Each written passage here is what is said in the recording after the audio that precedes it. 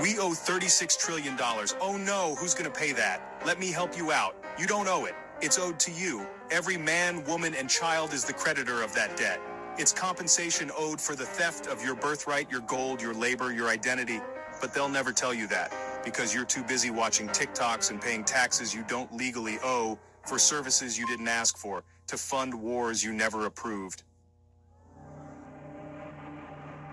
But go ahead, wave your flag, pay your dues, obey your masters, post your opinions on social media, where the algorithm deletes anything that sounds like critical thinking, because that's what free people do, right? You're not broke. You've just been robbed blind by a bankrupt company pretending to be a country, and they tricked you into paying the bill. United States Inc., home of the fee, land of the lied to, tracked, tagged, and too dumb to cash out. So here we are. Every American is walking around with a serial number called a social security number, a barcode for their corporate franchise, and they still think it's their ID, not their inventory tag. Now, if this were just about fake money, stolen gold, and identity fraud, that would be bad enough. But no, it gets even better. You see, behind the velvet curtain, where the men with no names wear suits with no souls, there's this quaint little institution called the Federal Reserve. Not federal, no reserves, not part of your government. Just a group of private bankers who've been given a blank check, literally, to print money and loan it to the US government with interest.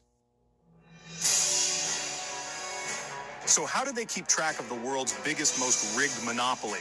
Oh, don't worry, they track everything.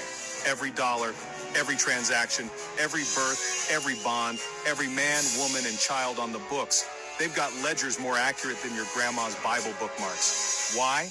Because you're collateral, and collateral has to be monitored. That's how loans work. They need to know how much your future sweat, labor, and broken dreams are worth on paper. And here's the twist. They know exactly how much is owed to every single American. Yes, you heard that right. They literally have a running tab on what your lineage is owed for generations of theft, fraud, and forced participation in the grandest Ponzi scheme in history. But they're not worried, because they're sitting in their marble offices laughing their tailored pants off. Why? Because no one's coming to collect.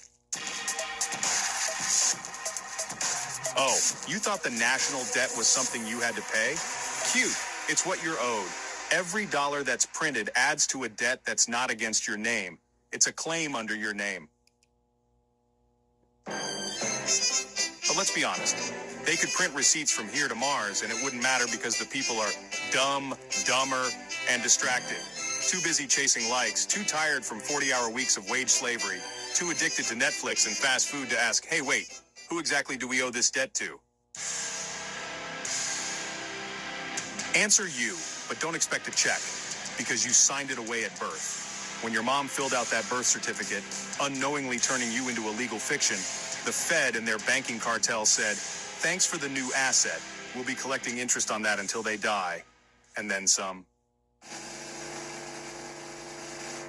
And to keep the joke going, they created a culture of compliance. Work hard, pay taxes, be good, don't question, salute the flag, blame immigrants, vote for puppets. Meanwhile, your trust account sits there, untouched. Your Kestui KVA trust, your bonded birth account, your value in gold, your labor-backed debt credits, all of it tracked in real time by algorithms more accurate than NASA's rocket trajectory software. But don't worry, you'll never see it because you don't own your trust. Your corporate fiction does. And you thought credit scores were